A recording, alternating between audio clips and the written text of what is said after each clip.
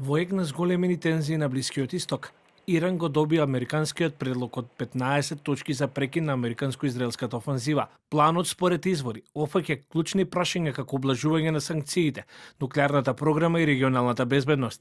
Додека од Вашингтон се испраќаат сигнали дека постои подготвеност за договор, официјален Техеран ги негира наводите за директни преговори.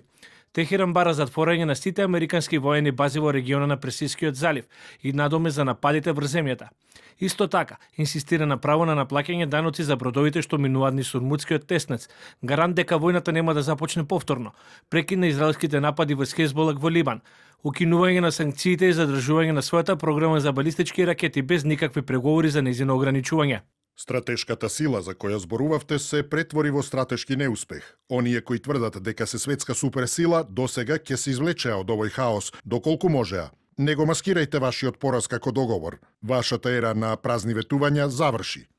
А додека конфликтот продолжува да се разгорува, а се прават и напори за мир, со побиг се огласи и првиот папа што доаѓа од САД. Тој изрази жалење за омразата што се сили, а насилството станува се потешко и потешко. Сакам да го обновам повикот за прекин на огнот, да работиме за мир, но не со оружје, туку преку диалог, навистина барајки и решение за сите. Во меѓувреме, анонимен обложувач остварил добивка од $1 милион преку серија исклучително прецизни облози поврзани со војните напади на Блискиот Исток.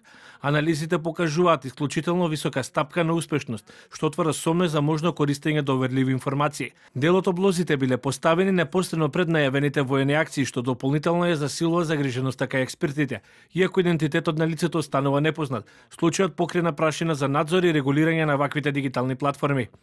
Инаку новите ракетни напади меѓу Иран и Израел дополнително ескалираат безбедносната состојба на Блискиот Исток со проширување на насилството и надвор од директните конфликти. Извештаите потврдуваат жртви во Либан и Ирак, што ги става во сенка најавите за мировни преговори.